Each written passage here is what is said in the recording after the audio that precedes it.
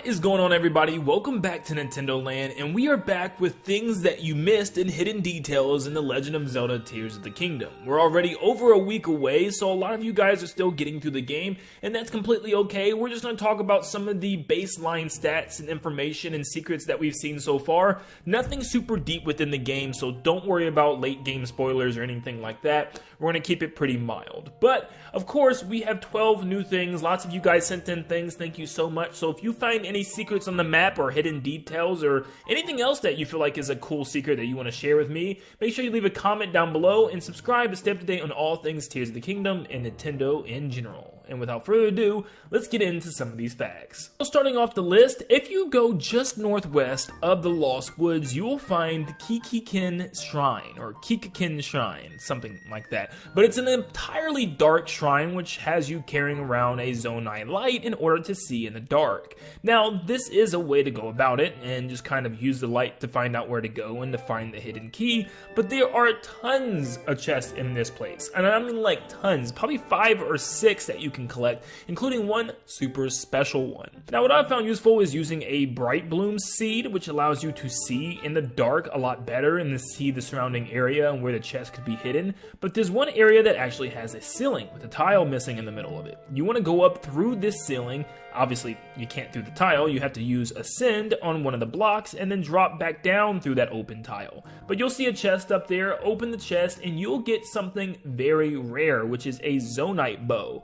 Yes, it's a little bit different than the Construct bow because this bow actually pulls energy from your power cells, making your shots more powerful and also shoot a lot further. Are you having trouble finding some shrines or maybe some light roots underground? Well, did you know that they're both connected? Yes, everywhere there's a location for a shrine, there's a location for a light root and vice versa, which is pretty cool and may even tie into some lore. Maybe when the shrines kind of fell down from the sky, they also implanted a seed underground which put that light root under there, which is a pretty cool lore thing and also really good and accurate for helping you find these missing shrines and light roots you're missing. If you were able to find yourself some golden apples, they have great cooking effects. Now, for instance, I will hold 2 apples and a piece of raw meat, and it will give me about 7 hearts, where when I cook it with the same thing, but one of those apples being gold, it gives me 9 hearts and a completely different meal for some reason. You can even greater increase status effects with this golden apple. For instance, I'll take 2 ice fruits and combine it with 1 apple, and it'll just give me 3 hearts and obviously a time limit of 2 minutes and 30 seconds to have cold weather attack up. Well, if we use 2 ice fruits and 1 gold apple, it will greatly increase that time.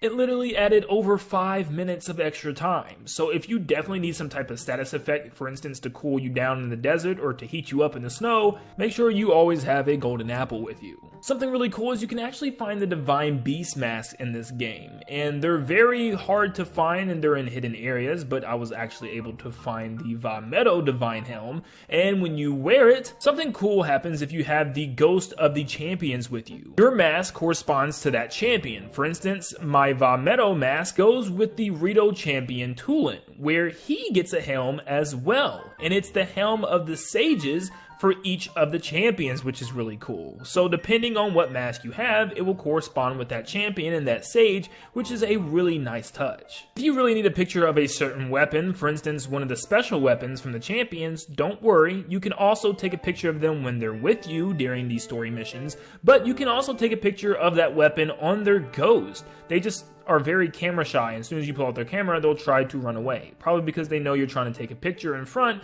and they just don't want to get in your way. I've talked about this before, but if you go to the Sona Pine Shrine in Hyrule Ridge, you'll come across this area with tons of apple trees. And last time I talked about how this is where you get golden apples. But something I didn't talk about is this is where you can find a new enemy in this game. Depending on where you've been in your adventure, you may or may not have come across the Evermeans, which are trees that are sentient. Yeah, they'll pop up and try to hit you, but if you have any type of big sword or axe, you can do 1 slice and they'll die immediately, dropping all their apples and content. And lots of them have more than just apples. They drop certain bugs and stuff for you to collect, and the animals and whatever falls off of it actually sits on the tree's log for a while, allowing you to capture them, like squirrels and acorns and stuff like that, and even beetles, which is pretty cool. But that's not the only fact I have to share with you with this location. There's a really cool way to farm in this game. You can find fruits and anything you want in a specific area a lot quicker. For instance, I want to collect a lot of apples here, and going from tree to tree or even chopping them down is going to take a very long time. So all you need is the brand new Ultra Hand ability and also the hidden ability Auto Build. But first we're going to use Ultra Hand. What we're going to do is take some apples and start sticking them together with Ultra Hand and just attaching a whole bunch until they're like a big bouncy ball of clumped apples. But what you want to do is do about 6 or 7, and I mean you can do a lot more than that to make this go even faster. I'd say do maybe even 9 or 10, and then when you got them all together, you can break them apart and eat the apples. But now all that information is stored into the auto build device, which allows you to kind of have an auto build recently of tons of apples, which now when you have this out, it will automatically grab apples off the tree in order to rebuild that contraption of apples you made earlier. So all you have to do is run around the forest holding this thing up in the air and it'll grab apples off the tree as you go along, making farming extremely easy, and you don't have to pay a single thing for it. There are a lot of duplication glitches out there, and you guys knew this would appear eventually. Well, today I just want to focus on one of them, and this is one that you can do if you have 2 bows. Now there's some easier versions, but I thought I would just share this one because it's pretty cool and it was the first one that was ever found in Tears of the Kingdom. So you can pretty much duplicate anything that you can fuse to an arrow. So yeah, go crazy. But I'm going to work with this large Zonai charge. All I need to do is fuse it and then go to my settings, or at least my menu, where I can go to that bow, and what I want to do is drop it. It will keep that fused item onto your arrow, don't worry about it. You want to equip another bow, I always do the one right beside it, and then you want to pause and pause again extremely fast, where you close and open the menu quick. All you have to do is hit plus twice real quick to do that, then you'll be back in the menu, drop that second bow, and they'll both be laying behind you. Now if they're laying like this, it probably didn't work right. But if they're both laying behind you on top of each other, yes, you probably did it right, but there's still a chance it didn't work. But definitely check your inventory and you should have one extra, device or whatever you wanted to duplicate. Another way you can tell that you're doing this correctly is that when you drop the first one, you pull out the second bow, you'll see that there is a device attached to that one as well. Now this isn't the greatest method out right now, but it's definitely one that you can try out for yourself, and it works a good amount of the time. One thing I also found out is that you might want to be away from anything that could cause lag, because it seems to work better in more open spaces. The Sky Islands is not a good place to be, and neither is it to be in any type of big town near lots of NPCs. I found it best when I was by myself in a big, large field where I can have time to work on this with no enemies near me, no objects, and nothing to cause the game to lag. If you've recently found the Canon Zonai device, you probably attached it to your shield or your sword, which is normal, but there's something else you can do if it's on your shield. What you can do is actually go into a shield surf, but glide, and it will put the shield at your feet still, and aim the cannon down, and activate it at the same time, allowing you to fire from Link's feet. Yes, you can be an overhead bomber as you fly above your enemy. And depending on how you're moving, you can shoot it behind you, in front of you, to the sides, or straight down, depending on your gliding formation.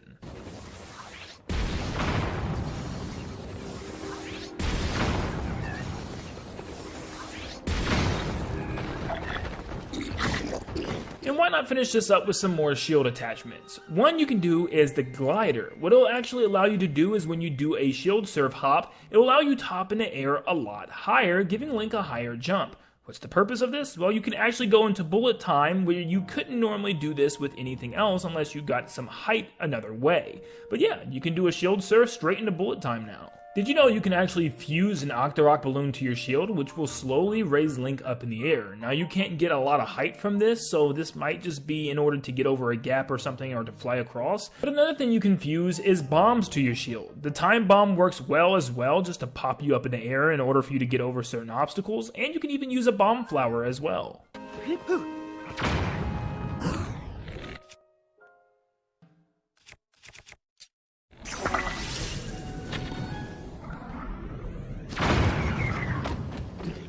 And last but not least, you probably know about a Dazzle Fruit. If you throw it or shoot it at an enemy, it will completely blind them, making them drop all their weapons right beside them where you can go pick it up and leave, or attack them violently. But another really cool way to do this is to attach it to your shield and do a shield surf hop right onto the shield in order to pop it around a giant group of enemies. This of course will let you take out enemies in style.